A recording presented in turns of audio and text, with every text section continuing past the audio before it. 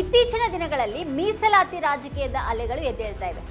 ದೆಹಲಿಯ ಜಂತರ್ ಮಂತರ್ನಲ್ಲಿ ಮೀಸಲಾತಿ ವಿರೋಧಿ ಪ್ರತಿಭಟನೆ ನಡೆದಿದೆ. ಬಿಜೆಪಿ ಸರ್ಕಾರದ ಬೆಂಬಲಿಗರು ಕೂಡ ಯುಜಿಸಿ ಕಾನೂನನ್ನ ಟೀಕೆ ಮಾಡ್ತಾ ಇದ್ದಾರೆ.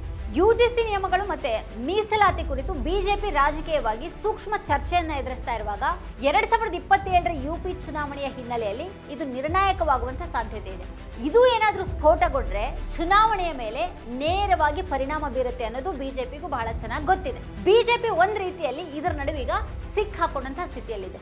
ಅದಕ್ಕಾಗಿನೇ ಮೋದಿ ಸರ್ಕಾರದ ಸಚಿವರು ಮೀಸಲಾತಿಯನ್ನ ರದ್ದುಗೊಳಿಸೋದಿಲ್ಲ ಅಂತ ಹೇಳೋದಕ್ಕೆ ಶುರು ಮಾಡಿಬಿಟ್ಟಿದ್ದಾರೆ. ಬಿಹಾರದ ಚಿರಾಗ್ ಪಾಸ್ವಾನ್ ಆಗಿರಲಿ ಅಥವಾ ಮಹಾರಾಷ್ಟ್ರದ ರಾಮದಾಸ್ ಅಠಾವಳೆ ಆಗಿರಲಿ ಎಲ್ಲರೂ ಕೂಡ ಮೀಸಲಾತಿಗೆ ಜೈ ಅಂತ ಹೇಳ್ತಿದ್ದಾರೆ. ಒಂದು ಕಡೆಗೆ ಯುಪಿಯ ಬ್ರಿಜೇಶ್ ಪಾಠಕ್ ಅವರು ಲಕ್ನೋದಲ್ಲಿ ಪ್ರತಿಭಟನೆಯನ್ನ ನಡೆಸ್ತಾ ಇರುವಂತಹ ಮೀಸಲಾತಿ ವಿರೋಧಿ ಗುಂಪಿನವರನ್ನ ಹೋಗಿ ಭೇಟಿ ಮಾಡಿದ್ದಾರೆ.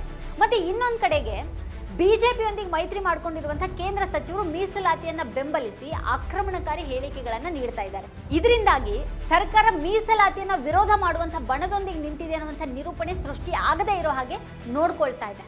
ಮತ್ತೊಂದು ಕಡೆಗೆ ಬ್ರಿಜೇಶ್ ಪಾಠಕ್ ಅವರಂತಹ ನಾಯಕರು ಮೀಸಲಾತಿ ವಿರೋಧಿ ಬಣವನ್ನು ಕೂಡ ನಿರ್ಲಕ್ಷ್ಯ ಮಾಡಲಾಗಿಲ್ಲ ಅಂತ ತೋರಿಸ್ಕೊಳ್ಳೋದಿಕ್ಕೆ ಪ್ರಯತ್ನ ಪಡ್ತಿದ್ದಾರೆ.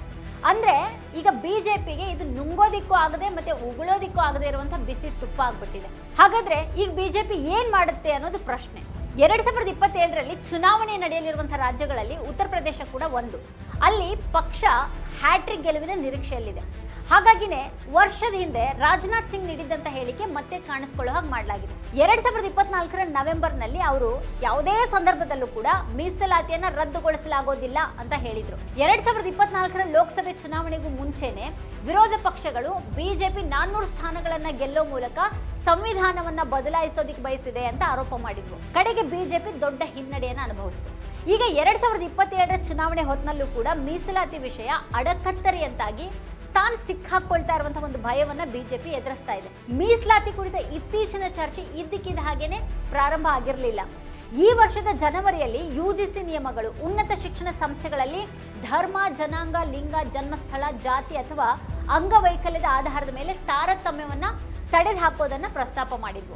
SC STಗಳು ಸಾಮಾಜಿಕವಾಗಿ ಮತ್ತೆ ಶೈಕ್ಷಣಿಕವಾಗಿ ಹಿಂದುಳಿದಂತಹ ವರ್ಗಗಳು, ಆರ್ಥಿಕವಾಗಿ ದುರ್ಬಲ ವರ್ಗಗಳು, ಅಂಗವಿಕಲ ವ್ಯಕ್ತಿಗಳು ಅಥವಾ ಇವುಗಳಲ್ಲಿ ಯಾವುದಾದ್ರೂ ಒಂದು ತಾರತಮ್ಯವನ್ನು ಸಂಪೂರ್ಣವಾಗಿ ತೊಡೆದು ಹಾಕೋದಿಕ್ಕೆ ಈ ಒಂದು ಕ್ರಮ ಅಂತ ಹೇಳಲಾಗಿತ್ತು. ಆದ್ರೆ ಈ ಮೇಲ್ಜಾತಿ ಸಮುದಾಯದ ಒಂದು ವರ್ಗ ಅದನ್ನ ವಿರೋಧ ಮಾಡೋದಕ್ಕೆ ಪ್ರಾರಂಭ ಮಾಡಿತು. 2026ರ ನಿಯಮಗಳು ಸುಳ್ಳು ದೂರುಗಳ ವಿರುದ್ಧ ಯಾವುದೇ ರಕ್ಷಣೆಯನ್ನ ಹೊಂದಿಲ್ಲ ಅಂತ ವಾದ ಮಾಡಲಾಯಿತು.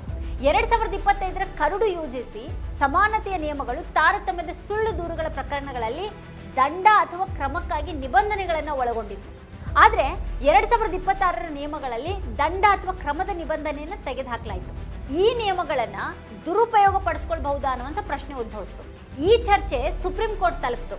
ಜನವರಿ 29ರಂದು ಸುಪ್ರೀಂ ಕೋರ್ಟ್ ಈ ನಿಯಮಗಳಿಗೆ ತಡೆ ನೀಡಿತು. ಈಗ ಆಗಸ್ಟ್ನಲ್ಲಿ ವಿಚಾರಣೆ ನಡೆದಾಗ ಯುಜಿಸಿ ನಿಯಮಗಳು ಪರಿಗಣನೆಯಲ್ಲಿವೆ ಅಂತ ಕೇಂದ್ರ ಸರ್ಕಾರ ನ್ಯಾಯಾಲಯಕ್ಕೆ ಮಾಹಿತಿಯನ್ನ ನೀಡಿತು. ಆದ್ರೆ ಮರುದಿನಾನೇ ಯುಜಿಸಿ ನಿಯಮಗಳು ಮತ್ತೆ ಜಾತಿ ಆಧಾರಿತ ಮೀಸಲಾತಿಗಳ ವಿರುದ್ಧ ಜಂತರ್ ಮಂತರ್ನಲ್ಲಿ ಪ್ರತಿಭಟನೆಗಳು ಭುಗಿಲೆದ್ವು. ಅದಾದ ನಂತರ ಲಕ್ನೋದಲ್ಲಿಯೂ ಕೂಡ ಇದೇ ರೀತಿಯ ಪ್ರತಿಭಟನೆಗಳು ನಡೆದವು. ಈ ಪ್ರತಿಭಟನೆಗಳು ಮೋದಿ ಸರ್ಕಾರವನ್ನು ಗುರಿಯಾಗಿಸಿವೆ. ಸರ್ಕಾರದಿಂದ ಯಾವುದೇ ಅಧಿಕೃತ ಪ್ರತಿಕ್ರಿಯೆ ಬಂದಿಲ್ಲವಾದರೂ ಕೂಡ ರಾಜಕೀಯ ಪ್ರತಿಕ್ರಿಯೆಗಳು ವ್ಯಕ್ತ ಆಗ್ತಾ ಇವೆ. ಮೀಸಲಾತಿ ದಾನ ಅಲ್ಲ, ಸಾಂವಿಧಾನಿಕ ಹಕ್ಕು ಮತ್ತೆ ಯಾರ ಬೇಡಿಕೆಯ ಮೇರೆಗೂ ಅದನ್ನ ರದ್ದುಗೊಳಿಸೋದಕ್ಕೆ ಸಾಧ್ಯ ಇಲ್ಲ ಅಂತ ಕೇಂದ್ರ ಸಚಿವ ಚಿರಾಗ್ ಪಾಸ್ವಾನ್ ಬಹಳ ಸ್ಪಷ್ಟವಾಗಿ ಹೇಳಿದ್ದಾರೆ. ದಲಿತ ಪ್ಯಾಂಥರ್ಸ್ ಕಾಲದಿಂದಲೂ ಕೂಡ ಮೀಸಲಾತಿಯನ್ನ ತೆಗೆದುಹಾಕುವಂತ ಕನಸು ಕಾಣ್ತಾ ಇರೋರಿಗೆ ನಾನು ಸವಾಲ್ ಹಾಕ್ತಾ ಇದ್ದೀನಿ. ದೇಶದ ಸಾರ್ವಭೌಮತ್ವ ಮತ್ತೆ ಶೋಷಿತ ಸಮುದಾಯಗಳನ್ನ ಗುರಿಯಾಗಿಸೋದಕ್ಕೆ ಪ್ರಯತ್ನ ಪಡುವಂತ ಯಾರಿಗಾದ್ರೂ ಕೂಡ ನಮ್ಮ ಸಂವಿಧಾನ ಮತ್ತೆ ಸಮಾಜವು ಸೂಕ್ತ ಉತ್ತರವನ್ನ ನೀಡುತ್ತೆ ಅಂತ ಮತ್ತೊಬ್ಬ ಕೇಂದ್ರ ಸಚಿವ ರಾಮದಾಸ್ ಅಠಾವಳೆ ಅವರು ಬರೆದಿದ್ದಾರೆ. ಒಂದು ಕಡೆ ಕೇಂದ್ರ ಸರ್ಕಾರದ ಈ ಇಬ್ಬರು ಸಚಿವರ ಹೇಳಿಕೆಗಳು, ಮತ್ತೊಂದು ಕಡೆಗೆ ಉತ್ತರ ಪ್ರದೇಶದ ಉಪಮುಖ್ಯಮಂತ್ರಿ ಬ್ರಿಜೇಶ್ ಪಾಠಕ್ ಅವರು ಲಕ್ನೋದಲ್ಲಿ ಮೀಸಲಾತಿ ವಿರೋಧಿ ಪ್ರತಿಭಟನಾಕಾರರನ್ನ ಭೇಟಿಯಾದ್ರು ಅನ್ನೋದು ಬಿಜೆಪಿಯ ಇಕ್ಕಟ್ಟಿನ ಬಗ್ಗೆ ಹೇಳ್ತವೆ. ಆಗಸ್ಟ್ 22ರಂದು ಅವರೊಂದಿಗಿನ ಭೇಟಿಯ ಬಳಿಕ ಬ್ರಿಜೇಶ್ ಪಾಠಕ್ ಅವರು ಮಾಧ್ಯಮಗಳ ಮುಂದೆ ಬಂದ್ಬಿಟ್ಟು ಚಳುವಳಿಗಾರರು ಬಿಜೆಪಿಯ ಕೇಂದ್ರ ನಾಯಕರು ಮತ್ತೆ ಮೀಸಲಾತಿ ಸಂಬಂಧಿತ ವಿಷಯಗಳ ಸಚಿವರನ್ನ ಭೇಟಿ ಮಾಡೋದಕ್ಕೆ ಬಯಸ್ತಾರೆ ಅಂತ ಹೇಳಿದ್ರು. ಈ ಬೇಡಿಕೆಯನ್ನ ಕೇಂದ್ರ ನಾಯಕತ್ವದ ಗಮನಕ್ಕೆ ತರಲಾಗುವುದು ಅಂತ ಹೇಳಿದ್ರು. ಮತ್ತೆ ಇದೇ ಸಂದರ್ಭದಲ್ಲಿ ಉತ್ತರ ಪ್ರದೇಶದ ಪ್ರಮುಖ ವಿರೋಧ ಪಕ್ಷವಾದಂತಹ ಸಮಾಜವಾದಿ ಪಕ್ಷದ ನಾಯಕ ಅಖಿಲೇಶ್ ಯಾದವ್ ಈ ಇಡೀ ಚಳುವಳಿಯನ್ನ ಒಂದು ಪಿತೂರಿ ಅಂತ ಕರೆದಿದ್ದಾರೆ. ಮೀಸಲಾತಿ ಸುಧಾರಣೆಯ ಹೆಸರಿನಲ್ಲಿ ಮೀಸಲಾತಿಯನ್ನ ರದ್ದುಗೊಳಿಸುವಂತಹ ಒಂದು ಪಿತೂರಿ ಇದು. PDA ಅಂದ್ರೆ ಅಹಿಂದ ಸಮುದಾಯದ ವಿರುದ್ಧದ ಪಿತೂರಿ ಅಂತ ಅಖಿಲೇಶ್ ಅವರು ಹೇಳಿದ್ದಾರೆ. ಮೀಸಲಾತಿ PDA ಹಕ್ಕು, ಯಾರ ಇಚ್ಛೆಯ ವಿಷಯ ಅಲ್ಲ ಅದು. ಬಿಜೆಪಿ ಮತ್ತೆ ಅದರ ಮಿತ್ರ ಪಕ್ಷಗಳು ಮೀಸಲಾತಿ ವಿರೋಧ ಮಾಡಿದ್ವು. ಸುಧಾರಣೆ ಅಂತ ಅಸ್ಪಷ್ಟ ಪದಗಳನ್ನು ಬಳಸೋದು ಅಥವಾ ಕೆಲವೊಮ್ಮೆ ಕೆನೆ ಪದರದ ಬಗ್ಗೆ ಮಾತಾಡೋದು ಮೀಸಲಾತಿ ಹಕ್ಕನ್ನು ಕಸಿದುಕೊಳ್ಳುವಂತಹ ನಿರಂತರ ಪ್ರಯತ್ನದ ವಿಭಿನ್ನ ಮುಖವಾಡಗಳಾಗಿವೆ ಅಂತ ಹೇಳಿದ್ದಾರೆ. ಬಿಜೆಪಿ ಈ ಹಿಂದೆ ಒಮ್ಮೆ ಬಳಸಿದಂಥ ಅಸ್ತ್ರವನ್ನೇ ಈಗ ಬಿಜೆಪಿಯನ್ನ ಮೂಲೆ ಗುಂಪು ಮಾಡೋದಕ್ಕೆ ಅಖಿಲೇಶ್ ಬಳಸ್ತಾ ಇದ್ದಾರೆ. ಇತ್ತೀಚೆಗೆ 2 ರಾಜ್ಯಗಳ 2 ವಿಧಾನಸಭಾ ಸ್ಥಾನಗಳಲ್ಲಿ ಉಪಚುನಾವಣೆಗಳು ನಡೆದವು. ಒಂದು ಬಿಹಾರದ ಬಾಂಕಿಪುರ ಮತ್ತೆ ಇನ್ನೊಂದು ಮಧ್ಯಪ್ರದೇಶದ ದಾತಿಯಾ. ಬಾಂಕಿಪುರದಲ್ಲಿ ಪ್ರಶಾಂತ್ ಕಿಶೋರ್ ಬಿಜೆಪಿಯ ನೀರಜ್ ಕುಮಾರ್ ಅವರನ್ನ ಸೋಲಿಸಿದ್ರು. ದಾತಿಯಾದಲ್ಲಿ ಬಿಜೆಪಿಯ ಆಶುತೋಷ್ ತಿವಾರಿ ಕಾಂಗ್ರೆಸ್ನ ಘನಶ್ಯಾಮ್ ಸಿಂಗ್ ವಿರುದ್ಧ ಸೋತೋದ್ರು. ಈ 2 ಸ್ಥಾನಗಳಲ್ಲಿ ಸೋಲಿಗೆ ಹಲವಾರು ಕಾರಣಗಳಿದ್ವು. ಆದರೂ ಈ 2 ಸ್ಥಾನಗಳಲ್ಲಿನ ಸೋಲಿನಲ್ಲಿ ಸಾಮಾನ್ಯವಾಗಿದ್ದಂಥ ಒಂದು ವಿಷಯ ಏನು ಅಂತಂದ್ರೆ ಯುಜಿಸಿ ನಿಯಮಗಳು. ಯುಜಿಸಿ ಒಂದು ಸಮಸ್ಯೆಯಾಗಿ ಮಾರ್ಪಟ್ಟಿದೆ. ಅದು 2 ಸ್ಥಾನಗಳ ಮೇಲೆ ಪರಿಣಾಮವನ್ನು ಬೀರಿದೆ ಅಂತ ಪಕ್ಷದೊಳಗೆ ಚರ್ಚೆ ನಡೀತಾ ಇದೆ ಅಂತ ಬಿಜೆಪಿ ಸಂಸದರೊಬ್ಬರು ಹೇಳಿದ್ರ ಬಗ್ಗೆ ವರದಿ ಇದೆ. ಯುಜಿಸಿ ನಿಯಮಗಳು ಮತ್ತೆ ನೀಟ್ ಪತ್ರಿಕೆ ಸೋರಿಕೆಯ ಬಗ್ಗೆ ಸ್ಪಷ್ಟವಾಗಿ ಕೋಪ ಇದೆ ಅಂತ ಬಿಜೆಪಿ ಸಂಸದರೇ ಒಪ್ಕೊಂಡಿದ್ದಾರೆ. ಯುಜಿಸಿ ಮಾರ್ಗಸೂಚಿಗಳ ಬಗ್ಗೆ ಬ್ರಾಹ್ಮಣರು, ಠಾಕೂರ್ಗಳು ಮತ್ತೆ ಒಬಿಸಿ ಸಮುದಾಯಗಳಲ್ಲಿ ವ್ಯಾಪಕ ಅಸಮಾಧಾನದ ಬಗ್ಗೆ ಬಿಜೆಪಿ ಗೊತ್ತಿದೆ. ಈ 5 ರಾಜ್ಯಗಳಲ್ಲಿ ಚುನಾವಣೆಗಳಲ್ಲಿ ಸ್ಪರ್ಧೆ ಮಾಡೋ ಬದಲು ಈ ಅಸಮಾಧಾನವನ್ನು ಪರಿಹರಿಸೋದಕ್ಕೆ ಒಂದು ತಂತ್ರವನ್ನ ರೂಪಿಸೋದ್ರ ಬಗ್ಗೆ ಬಿಜೆಪಿ ನಾಯಕರು ಮಾತಾಡ್ತಾ ಇದ್ದಾರೆ.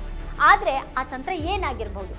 ನಾವು ಅದನ್ನ ಕಟ್ಟುನಿಟ್ಟಾಗಿ ಹೌದು ಅಥವಾ ಇಲ್ಲದ ದೃಷ್ಟಿಕೋನದಿಂದ ನೋಡಿದ್ರೆ ಸರ್ಕಾರಕ್ಕೆ ಕೇವಲ 2 ಆಯ್ಕೆಗಳಿವೆ. ಇಲ್ಲಿ ಕೆಲ ಬದಲಾವಣೆಗಳೊಂದಿಗೆ ಯುಜಿಸಿ ನಿಯಮಗಳನ್ನು ಜಾರಿಗೆ ತರೋದು ಅಥವಾ ಹಿಂತೆಗೆದುಕೊಳ್ಳೋದು ಈಗ ಸರ್ಕಾರದ ಮುಂದಿರುವಂತಹ ಆಯ್ಕೆ ಅನ್ನೋ ಕಾಣಿಸುತ್ತೆ.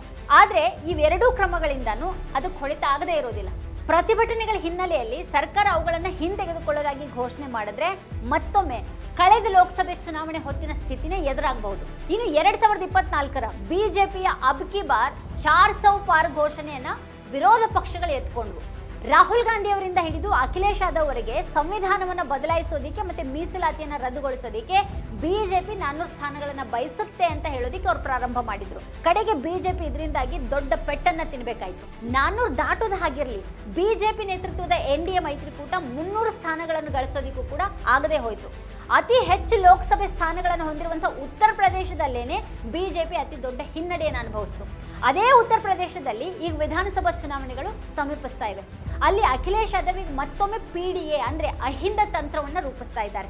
ಅವರೀಗ ಈ ಪಿಡಿಎಯಲ್ಲಿ ಬ್ರಾಹ್ಮಣರನ್ನು ಸೇರಿಸೋದಕ್ಕೆ ಬಯಸ್ತಾರೆ. ಪಿಡಿಎಯಲ್ಲಿ ಪಂಡಿತರನ್ನು ಕೂಡ ಸೇರಿಸಿಕೊಳ್ಳಲಾಗಿದೆ ಅಂತ ಹೇಳಿದ್ದಾರೆ. ಅಂದ್ರೆ ಅಖಿಲೇಶ್ ಯಾದವ್ ಯುಜಿಸಿ ಮತ್ತೆ ಮೀಸಲಾತಿ ವಿಷಯಗಳ ಬಗ್ಗೆ ಬಿಜೆಪಿ ಮೇಲೆ ಕೋಪಗೊಂಡಿರುವಂತಹ ಜಾತಿ ಗುಂಪುಗಳನ್ನ ಆಕರ್ಷಿಸೋದಕ್ಕೆ ಪ್ರಯತ್ನ ಪಡ್ತಿದ್ದಾರೆ. 2007ರಲ್ಲಿ ದಲಿತರು ಮತ್ತೆ ಬ್ರಾಹ್ಮಣರು ಒಟ್ಟಾಗಿ ಬಿಎಸ್ಪಿಗೆ ಮತ ಹಾಕಿದ್ರು. ಬಿಎಸ್ಪಿ 403 ಸ್ಥಾನಗಳಲ್ಲಿ 206 ಸ್ಥಾನಗಳನ್ನ ಗೆದ್ದು ಸರ್ಕಾರವನ್ನ ರಚನೆ ಮಾಡಿತು. ಮಾಯಾವತಿ ಮುಖ್ಯಮಂತ್ರಿ ಆದ್ರು. ಮತ್ತೆ ರಾಜಕೀಯವಾಗಿ ಇದು ಒಂದು ವಿಶಿಷ್ಟ ಜಾತಿ ಪ್ರಯೋಗ ಆಗಿತ್ತು. ಈಗ 2027ರ ಯುಪಿ ಚುನಾವಣೆಯಲ್ಲಿ ಅಖಿಲೇಶ್ ಯಾದವ್ ಅದೇ ತಂತ್ರವನ್ನ ಪುನರಾವರ್ತಿಸೋದಕ್ಕೆ ಪ್ರಯತ್ನ ಪಡ್ತಿದ್ದಾರೆ. ಇದು ಬಿಜೆಪಿಗೆ ಇನ್ನಷ್ಟು ಹಾನಿಕಾರಕ ಅಂತ ಹೇಳಲಾಗ್ತಾ ಇದೆ.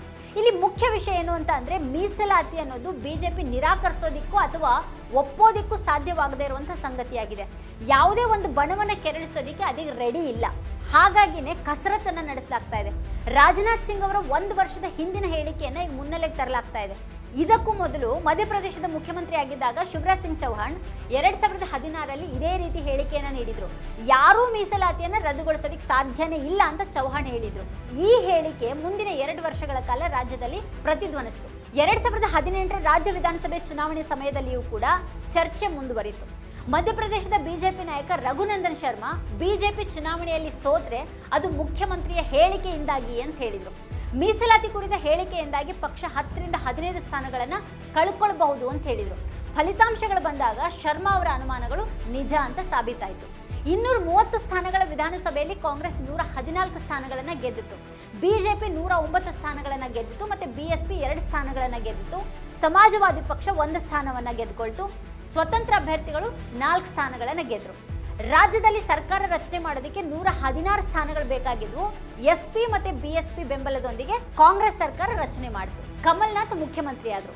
ಬಿಜೆಪಿಯ ಸೋಲಿನ ಹೊಣೆ ಶಿವರಾಜ್ ಸಿಂಗ್ ಚೌಹಾಣ್ ಅವ್ರ ಮೇಲೆ ಬಿತ್ತು. ಯಾಕಂದ್ರೆ ಅವರು 2 ವರ್ಷಗಳ ಹಿಂದೆ ಯಾರೂ ಕೂಡ ಮೀಸಲಾತಿಯನ್ನ ರದ್ದುಗೊಳಿಸೋದಕ್ಕೆ ಸಾಧ್ಯನೇ ಇಲ್ಲ ಅಂತ ಹೇಳಿದ್ರು. ಜಾರ್ಖಂಡ್ನಲ್ಲಿ ರಾಜನಾಥ್ ಸಿಂಗ್ ಅವರು ಕೂಡ ಇದೇ ರೀತಿಯ ಹೇಳಿಕೆಯನ್ನ ನೀಡಿದ್ರು. ಮತ್ತೆ ಅಲ್ಲಿಯೂ ಕೂಡ ಬಿಜೆಪಿ ಸೋತ್ತು. ಈಗ ರಾಜನಾಥ್ ಸಿಂಗ್ ಅವರ ಹಳೆಯ ಹೇಳಿಕೆ ಮತ್ತೊಮ್ಮೆ ಸದ್ದು ಮಾಡ್ತಾ ಇದೆ. ಉತ್ತರ ಪ್ರದೇಶ ಚುನಾವಣೆಯ ಮೇಲೆ ಈ ಹೇಳಿಕೆಗಳು ಎಷ್ಟರ ಮಟ್ಟಿಗೆ ಪರಿಣಾಮ ಬೀರ್ತವೆ ಅನ್ನೋದನ್ನ ಕಾದು ನೋಡಬೇಕಾಗಿದೆ. ವೀಕ್ಷಕರ ಈ ಕುರಿತು ನಿಮ್ಗೆ ಅನ್ಸುತ್ತೆ, ಏನು ಅಭಿಪ್ರಾಯ ಇದೆ ಅದನ್ನ ವಿಡಿಯೋ ಕೆಳಗಡೆ ಕಮೆಂಟ್ ಮಾಡಿ ನಮಗೆ ತಿಳಿಸಿ. ಇದೇ ಹೊತ್ತಿನ ಸ್ಪೆಷಲ್ ನೋಡ್ತಾ ಇರಿ ವಾರ್ತಾ ಭಾರತಿ. ನೀವಿನ್ನೂ ವಾರ್ತಾ ಭಾರತಿ ಯೂಟ್ಯೂಬ್ ಚಾನೆಲ್ನ ಸಬ್ಸ್ಕ್ರೈಬ್ ಮಾಡಿಲ್ಲ ಅಂತಂದ್ರೆ ಈ ಕೂಡಲೇ ಸಬ್ಸ್ಕ್ರೈಬ್ ಮಾಡಿ, ಹಾಗೆ ಪಕ್ಕದಲ್ಲೇ ಇರುವಂಥ ಬೆಲ್ ಐಕಾನ್ನ ಪ್ರೆಸ್ ಮಾಡಿ ನಮ್ಮನ್ನು ಪ್ರೋತ್ಸಾಹಿಸಿ. ನಮ್ಮ ಕಾರ್ಯಕ್ರಮಗಳನ್ನು ನೀವು ನೋಡ್ತಾ ಇದ್ರೆ ನಮ್ಮ ಚಾನೆಲ್ ಅನ್ನ ಸಬ್ಸ್ಕ್ರೈಬ್ ಮಾಡಿ, ಪಕ್ಕದ ಬೆಲ್ ಐಕಾನ್ ಒತ್ತಿ ನಮ್ಮನ್ನ ಬೆಂಬಲಿಸಿ. ಹಾಗೆ ನಮ್ಮ ಕಾರ್ಯಕ್ರಮಗಳನ್ನ ಲೈಕ್ ಮಾಡಿ, ಕಮೆಂಟ್ ಮಾಡಿ, ಅದನ್ನ ಬೇರೆಯವರಿಗೂ ವಾಟ್ಸ್ಆಪ್ ಮೂಲಕ ಶೇರ್ ಮಾಡಿ. ನೀವು ಹೀಗೆ ಮಾಡಿದಾಗ ನಮ್ಮ ಚಾನೆಲ್ ಇನ್ನಷ್ಟು ಮತ್ತಷ್ಟು ಜನರಿಗೆ ತಲುಪಲು ನೀವು ನಮ್ಮೊಂದಿಗೆ ಸಹಕರಿಸಿದ ಹಾಗಾಗುತ್ತೆ. ಇದು ನೀವು ಯಾವುದೇ ಖರ್ಚಿಲ್ಲದೆ ಕೆಲವೇ ಸೆಕೆಂಡುಗಳಲ್ಲಿ ನೀಡಬಹುದಾದ ಸಹಕಾರ. ಧನ್ಯವಾದಗಳು.